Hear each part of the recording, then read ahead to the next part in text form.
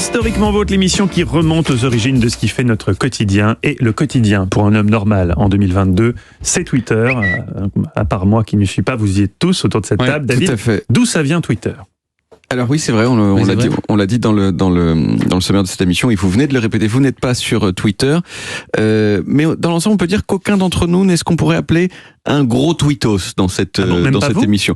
Non, même pas moi. Et surtout, les gens sont arrivés tard. Stéphane, par exemple, vous êtes inscrit sur Twitter qu'en février 2010.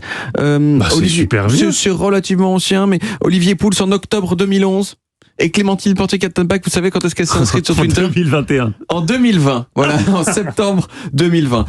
Bon, moi, vous savez que j'ai vécu près de la Silicon Valley dans un moment crucial des débuts des réseaux sociaux, et donc je me suis inscrit sur Twitter bien avant vous tous, en décembre 2008. Décembre 2008, Barack Obama venait d'être élu. Voilà.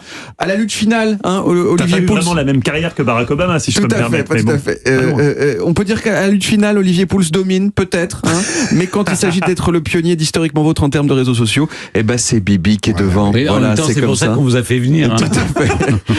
Alors moi, au départ, je comprenais rien à Twitter. Je me souviens très bien de rien y comprendre. Et j'ai honte, mais il y a un jour où j'ai même fait un truc terrible. J'ai voulu chercher quelque chose sur Twitter, et au lieu de le chercher, je l'ai tweeté. Vous voyez, au lieu de taper dans la barre de recherche, j'ai tapé suédoise, blonde, 18 ans, tout ça va pas. Exactement. Heureusement, ma recherche ce jour-là, c'était pas gangbang équitable, vous voyez, ou boucaquet non genré, mais quand même, c'était pas très glorieux. Pourtant, j'ai assez vite compris le pouvoir de Twitter, surtout en tant que journaliste, parce qu'à ma connaissance, Twitter, c'est le réseau le plus réactif quand il y a un événement soudain et inattendu. Même avant les dépêches AFP, c'est incroyable. Tout à fait. L'année dernière, au mois de septembre, par exemple, je me souviens, j'étais chez moi et j'ai entendu ce qui m'a paru être une grosse explosion qui a fait vibrer les vitres de mon appartement. Et la première chose que j'ai faite, c'est que je suis allé sur Twitter pour voir s'il y avait des gens qui en parlaient. Et oui, il y avait plein de gens qui en parlaient immédiatement. Et en quelques minutes, j'ai su que c'était juste un avion de chasse qui avait dépassé le mur du son, trop proche du périph'. Vous voyez ? Alors l'histoire de Twitter, elle ressemble quand même pas mal à celle de plusieurs autres réseaux sociaux dont j'ai fait l'histoire depuis 1 an et demi sur cette antenne. Un groupe de messieurs jeunes qui ont une idée avant tout le monde, qui la mettent en place et qui ont eu du succès. Spécifiquement, Twitter, ça a été créé par 4 personnes qui étaient peut-être un peu vieilles en termes de Silicon Valley, c'est-à-dire ceux dont j'ai trouvé l'âge, ils avaient entre 30 et 34 ans à l'époque. C'était un peu des yeux déjà, vous voyez. Presque la retraite, là. Et l'idée de départ de Twitter, c'est d'avoir une plateforme où on puisse échanger des petits morceaux d'informations par texto. Un peu comme sur un groupe WhatsApp aujourd'hui, vous voyez. C'était une sorte de service de texto public que vous pouviez envoyer avec votre téléphone portable et qui était stocké sur un profil que vous créiez sur Internet. Et c'est d'ailleurs la raison pour laquelle le nombre de caractères était limité. Parce qu'un texto, ça ne contient que 160 caractères. Alors les créateurs, ils se sont dit, on garde 20 caractères pour le nom d'utilisateur et 140 pour le message lui-même. Et donc pendant très longtemps, jusqu'à il y a, je crois, 2-3 ans, les tweets ne pouvaient faire que 140 caractères. Aujourd'hui, il n'y a plus de limite. S'il y en a une, mais c'est 280. Et pas 140, mais donc en fait c'est au départ une limitation technique du moyen qui a fait cette limitation, qui a fait un peu l'identité de Twitter.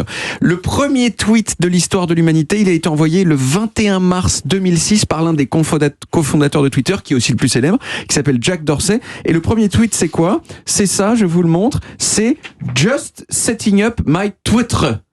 TW2TR. Traduction, je suis juste en train de configurer mon Twitter.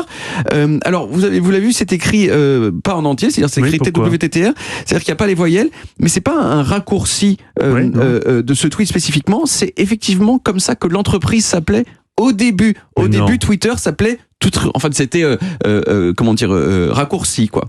Et ils ont bien fait de changer. Ils ont bien fait de changer. C'était un peu à l'époque pour imiter Flickr. Je sais pas si vous vous souvenez de cette application qui est un peu désuète maintenant. C'est des photos. Exactement, c'est une application de photos. Et Flickr, c'était un diminutif de Flickr avec un E. Ils avaient enlevé E. Twitter a fait la même chose. Mais au bout d'un moment, ils sont venus donc Twitter, TWI2TER. Vous savez ce que ça veut dire Twitter en anglais ? C'est le bruit des oiseaux qui fait. C'est quoi le piaillement? Exact, le gazouillis. Alors c'est vrai que quelquefois c'est pas mal trouvé parce que les tweets ça ressemble quand même à des gazouillis. Des fois il y a des gens qui disent des choses très gentilles et douces sur Twitter. Il y a par exemple Lise Pressac que vous connaissez peut-être, qui était une ex-journaliste d'Europe 1 et qui dit bonjour à tout le monde sur Twitter tous les jours de sa vie depuis 10 ans. Voilà, elle a pratiquement jamais. Tout le monde lui répond. Tous les jours il y a des gens qui lui répondent. répondre. Mais il y a quand même pas mal de gens qui disent des choses beaucoup moins douces sur Twitter. J'ai par exemple sélectionné ce tweet, Mathieu, d'un monsieur d'origine russe qui se fait appeler Shishiko Durak. Vous êtes sûr que ce n'est pas un bot? Je ne suis pas sûr que c'est pas un bot, mais... Shishiko Durak. Vous savez ce que veut dire Durak en russe? Ça veut dire con. Ça veut dire con. Et il s'auto-proclame con, puisque c'est dans son nom. Est-ce que vous pouvez nous lire ce tweet, Mathieu? Nique sa mère à tous les fils de pute. Ohé. Voilà, je pense qu'à la fin. Voilà. Est-ce que vraiment ça c'est un gazouillis? Je ne crois pas. Mais quelle est l'utilité de ce tweet? Alors, je ne pense qu'il y en a aucune, mais c'est la liberté d'expression. Voilà, on a le droit de dire. On ne touche pas la liberté d'expression, Stéphane, aux États-Unis. À tous les fils de pute. Ohé. Mais pourquoi ohé? C'est une référence à la chanson Capitaine abandonné ohé ou pas du tout? Alors, je ne sais pas. Il faudrait que je vais peut-être contacter ce monsieur Shishiko Durak pour lui demander. Une des dernières nouvelles sur Twitter concerne les origines de Twitter. Puisque ce tweet que j'ai montré en premier, le premier de l'histoire, 22 mars 2006, il a été, devinez quoi, il a été vendu comme NFT. Bien sûr. Également. Combien? C'est la troisième fois, 2,6 millions d'euros. Mais c'est pas possible. Voilà, c'est quand même d'une très très grande débilité. Les riches s'ennuient, Stéphane. Ça fait très... Et surtout, ils n'ont rien fait pendant le confinement, donc ils ont amassé d'argent. Ils ne savent plus quoi faire de leur fric. Ça fait quand même extrêmement cher pour un gazouille. Donnons-leur notre compte, notre IBAN ou une œuvre caritative, je sais pas. Mais c'est vrai, ça. Secours populaire, secours catholique. Il y a plein de choses à faire. Adopte un portugais. Enfin, il y a plein de possibilités pour donner votre argent. Moi, je trouve que Twitter, c'est le plus violent de tous les réseaux sociaux. Et je ne l'aime pas du tout. Il n'y a pas des limitations. Parce que moi, j'y suis pas, mais... Il y a des modérateurs, mais très peu. Et c'est vraiment ce réseau sur lequel il y a le plus de fiel qui est déversé. C'est un déversoir de haine. Et on se fait...